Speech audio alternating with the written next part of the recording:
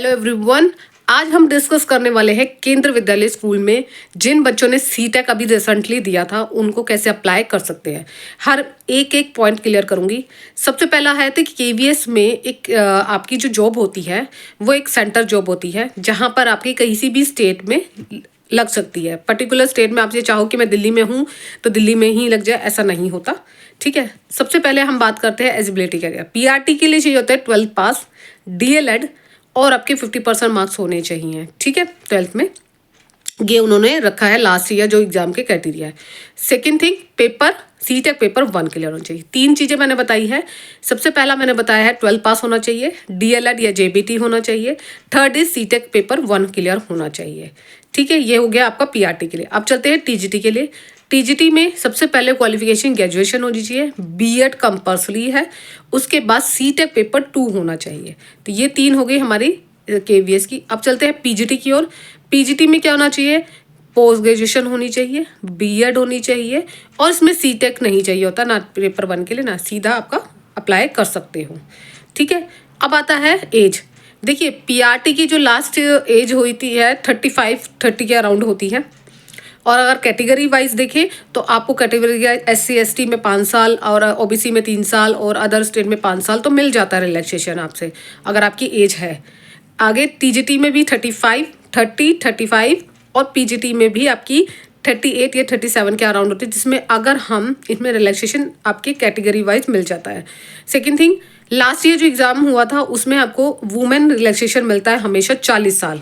केंद्र विद्यालय में हमेशा वुमेन को रिलैक्सेशन मिलता है कि वो 40 साल तक फॉर्म फिल कर सकती है।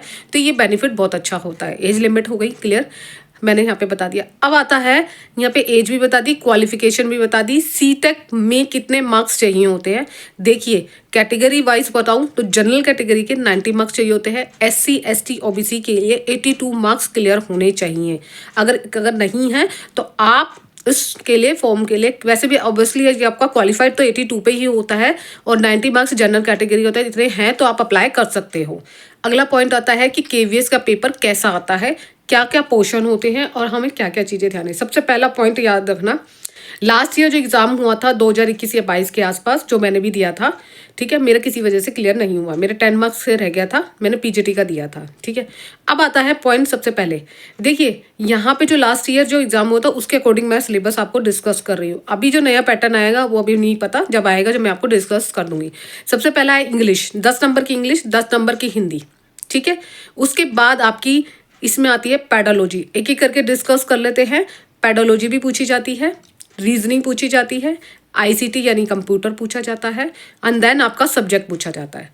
अब हम करते हैं पीआरटी। पीआरटी में आपके हिंदी, इंग्लिश, रीजनिंग, आपकी पैडोलॉजी, ठीक है, और आपके जो भी सब्जेक्ट अलग अलग होते हैं जैसे पीआरटी में जैसे ईवीएस हो गया, ये हो गया, तो अलग अलग सब्जेक्ट के पूछा जाता है। पैडोलॉजी काफ़ी अच्छी पूछी जाती है।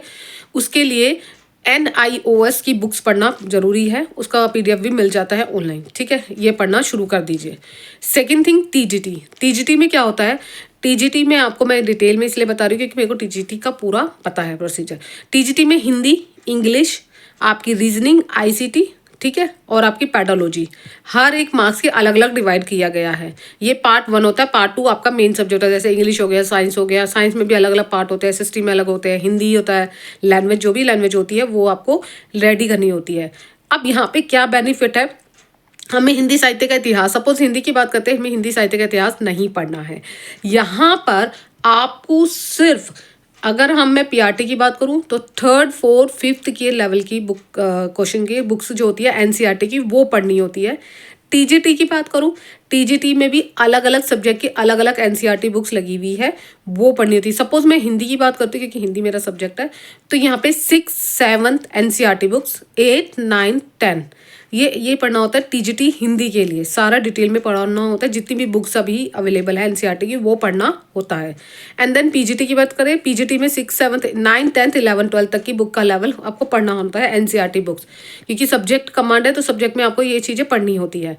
ठीक है, इसी लेवल का पेपर आता है और पेपर का जो लेवल होता है बहुत ही ठीक होता है। ऐसा नहीं है बहुत D+B की तरह हाई लेवल होता है, हाई लेवल बिल्कुल नहीं होता, क्योंकि दिया हुआ मैंने बिना पढ़े 2 दिन में मेरे 120 मार्क्स आए थे।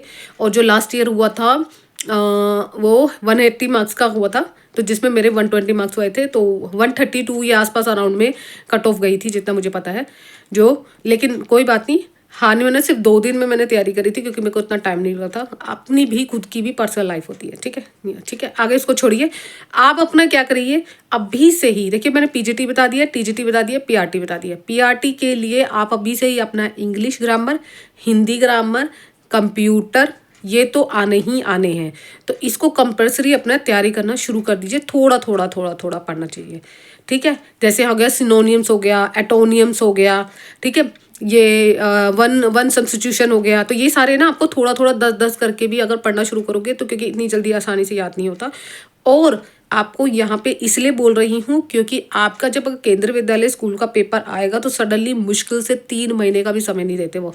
सडनली पेपर होता है और आपका सडनली रिजल्ट आता है और आपकी ज्वाइनिंग हो जाती है, क्योंकि ये एक ऐसी संगठन है, इनके पास और काम नहीं है, इनको कंडक्ट कराना है एग्जाम और अपने आसानी से ज्वाइनिंग करानी है। ये चीज़ इनका है बेनिफिट, मुझे बहुत अच्छा लगता है। और जॉब की बात करें तो जॉब आपका पर्टिकुलर किसी स्टेट में ये आसानी से दे देते हैं। यानी कि आप पर्टिकुलर ये सोचो मेरे स्टेट में नहीं, आपका डिपेंड करता है मार्क्स और इंटरव्यू भी होता है इसमें। इंटरव्यू के बारे में डिस्कस नहीं किया, वो अलग से मैं डिस्कस कर दूंगी कि इंटरव्यू होता है। इनका दोनों को मिला के रिटर्न और इंटरव्यू मेरिट लिस्ट निकलती है और उसके अकॉर्डिंग आपका ज्वाइनिंग लेटर आया जाता है। अब आता है कि आपका तैयारी करनी है। देखिए, मैंने 3 चीज़ें बता दी, Hindi grammar, English grammar, computer और रीजनिंग। ये तो आपको कंप्यूटर भी जो जितनी मार्क्स की आती है, रीजनिंग 10 नंबर की आती है, कंप्यूटर 5 नंबर की आती है, जीके जीएस भी आता है, वो भी 5 मार्क्स का। तो इसमें टाइम वेस्ट मत करना 5 मार्क्स का जीके जीके में, क्योंकि अगर आपने पहले से ही बहुत अच्छी स्ट्रॉन्ग है तो फिर तो कोई दिक्कत नहीं है। अपने सब्जेक्ट को स्ट्रॉन्ग कीजिए, अपने थोड़ा बहुत ये पैडोलॉजी सेक्शन स्ट्रॉन्ग कीजिए। टीजीटी पीजीटी में 40 नंबर की पैडोलॉजी आती है, तो अपना उसको स्ट्रॉन्ग पढ़ना शुरू कर दीजिए, जिसमें आपको पता है एनएपी आ गया, आरटीआई 2009 आ गया, एनसीएफ 2005 आ गया, 2000 मतलब जितने भी आ गए हैं ना, उनको करना शुरू कर दीजिए, पढ़ना शुरू कर दीजिए। डेली डेली एक एक चैप्टर बनाइए। एक एक चैप्टर पढ़ने का मतलब है आपका पूरा पूरा कवर हो जाएगा। अचानक ये सोचोगे नोटिफिकेशन आएगा पढ़ना शुरू करोगे, नहीं। अभी कुछ टाइम के लिए रिलैक्सेशन ले लीजिए, अपना एक टाइम टेबल बना लीजिए। जैसे मुझे इस टाइम पर ये पढ़ना है, इस टाइम पे ये पढ़ना है। बहुत सारे लोगों को लगता है कि मैम हम हाउस वाइफ है, हमारे बेबी है, हमारी फैमिली है, तो आपको कुछ नहीं करना। आपको जब भी टाइम मिले, मैं ये कह रही हूँ, जब भी टाइम मिले, जब आपको लगता है कि मेरा बॉडी रिलैक्स है, मेरा पढ़ने का है, अपने माइंड को उस तरफ डाइवर्ट करो जहाँ पर आपको लगता है कि हाँ, अगर मैं ये क्लियर कर लूँगा तो मुझे अच्छी खासी जॉब मिल जाएगी, अच्छी खासी सैलरी मिलेगी। अपनी मोटिवेशन एक मोटिवेशन वीडियो जरूर देखिए। मोटिवेशन वीडियो इसलिए कह रही हूँ क्योंकि आपको अंदर से मोटिव नहीं मिलेगा तब तक आप किसी भी एग्जाम को क्लियर करने के लिए तो बहुत दूर की बात है, किसी भी एग्जाम की तैयारी के लिए आप प्रिपेयर नहीं हो पाओगे। ये मैं अपने एक्सपीरियंस से बता रही हूँ, क्योंकि जब हमको ऐसा लगता है ना कि जब हम खुद पढ़ना चाहते हैं, अब जिस टाइम हम पढ़ना चाहते हैं उस टाइम हमारा शरीर साथ नहीं देता, और जिस टाइम हम नहीं पढ़ना चाहते उस टाइम शरीर साथ देता है। तो यही होता है, आपकी बॉडी के अकॉर्डिंग ही आपको चलना पड़ता है। अपनी हेल्थ को ठीक रखिए। अभी विंटर हो चुके हैं, विंटर में आप अपना जितना हो सके चाय लीजिए, जो भी आपकी बेनिफिट है, जहाँ पे आपको लगता है कि हेल्थ इशू ठीक रहे, इसलिए अपनी थोड़ा थोड़ा पढ़ना शुरू कीजिए। हिंदी के लिए मैं आपको बुक बता देती हूँ, आदित्य सर की बुक है, वो पढ़ सकते हो। लूसेंट की ले सकते हो हिंदी ग्रामर, उसमें डेली बहुत सारे पर्यायवाची, विलोम शब्द, एक आर्थिक शब्द, मुहावरे, लोकोक्तियाँ बहुत अच्छा दे रखा है। उसको डेली डेली 10 रिवाइज कीजिए। एक चार्ट बना लीजिए ब्लैक बोर्ड पे और डेली डेली याद कीजिए। ये नहीं है कि आज एक दिन याद कर लिया, अगले दिन वो फिर भूल जाओगे, क्योंकि क्या होती है, हमारी मेमोरी में तब तक सेट रहता है जब तक आप डेली डेली रिवाइज नहीं करते। जैसे आप मैथ्स का क्वेश्चन है, आज आपने एक टॉपिक पढ़ा, अगले दिन प्रैक्टिस नहीं करोगे, छूट जाएगी, वो माइंड से स्क्रिप हो जाती है। ऐसी हर एक सब्जेक्ट है, जीके जीएस, ठीक है। इस तरीके से तैयारी करोगे तो आपका केंद्रीय विद्यालय स्कूल का जो रिटर्न एग्जाम है वो आसानी से निकल जाएगा। नोटिफिकेशन आपको जल्दी ही देखने को मिलेगा, है ना। वो जब भी देखने को मिलेगा, मैं ऑथेंटिक ही वीडियो लाती हूँ, ऐसे नहीं है, क्योंकि मैं भी खुद अपनी लाइफ में कुछ ना कुछ कर रही है। अभी मेरा लास्ट टाइम एग्जाम था, वो मेरा क्लियर हो चुका है, वो मैं आपको अलग से बताऊंगी जब मेरा कुछ होगा बेनिफिट, मतलब आपके लिए अच्छे से एक्सपीरियंस बताऊंगी अपना कि वो कैसा रहा था और मैंने कैसे एग्जाम क्लियर करा, उसके लिए अलग से बताएंगे, ठीक है। मैं भी दे रही हूँ, तैयारी कर रही हूँ, लेकिन मैं यहाँ पे सिर्फ आपकी गाइड कर रही हूँ। पढ़ना आपको है, सिर्फ मोटिवेशन कर रही हूँ कि आपको किस टाइम में टाइम टेबल अपना बनाइए। अगर डेली जित नहीं पढ़ सकते तो आधा घंटा हर एक सब्जेक्ट को दे दीजिए। 2 सब्जेक्ट चूज़ कर लीजिए, एक दिन में मुझे 2 सब्जेक्ट पढ़ना है, ज़्यादा नहीं पढ़ने, क्योंकि केंद्र विद्यालय स्कूल तो सिंपल है। अगर DT+B की बात करोगे तो बहुत ही हाई लेवल, उसके लिए अलग से वीडियो बनाऊंगी। अगर इसमें कोई भी बेनिफिट लगता है, आपको लगता है कि हाँ मेरी कोई हेल्प, मैं आपको हेल्प कर सकती हूँ, तो गाइड कर सकती हूँ, तो मुझे आप मैसेज कर सकते हैं। अगर आप चाहते हो कि ऑनलाइन क्लास लेना चाहते हो, वो भी मैं आपको बता दूंगी हूँ। ऑनलाइन क्लास के लिए देखिए, केंद्र विद्यालय स्कूल के लिए मुझे नहीं लगता, मैं अपने एक्सपीरियंस से बता रही हूँ, सेल्फ स्टडी से ही आप एग्जाम क्लियर कर सकते हैं। बस आपके पास जो बुक्स होगी वो सब लिमिटेड होनी चाहिए, नहीं कि आपने इतनी सारी बुक्स ला के खट्टी कर लिया है। बुक्स के लिए बता देती हूँ, मेरे पास जो लास्ट ईयर बुक्स थी वो पटलिक शिवाली सर की थी, और उन्हीं की बुक से मैंने तैयारी की थी, और उन्हीं की बुक से मैं आगे भी कर रही हूँ। ठीक है, उनकी बुक मुझे लगे, कोर्स मैंने नहीं लिया था, क्योंकि कोर्स डिपेंड करता है आपके पर, आप ऐसे ही पढ़ सकते हो। मैं सेल्फ स्टडी से ही अपना सीटेक एग्जाम भी क्लियर किया था, अभी मेरा आर्मी पब्लिक का भी क्लियर हो गया है। तो मैं कोर्स से नहीं करती, मैं अपनी सेल्फ स्टडी से ही कर रही हूँ। जितना मुझे टाइम मिलता है मैं उसी में पढ़ाई करती हूँ।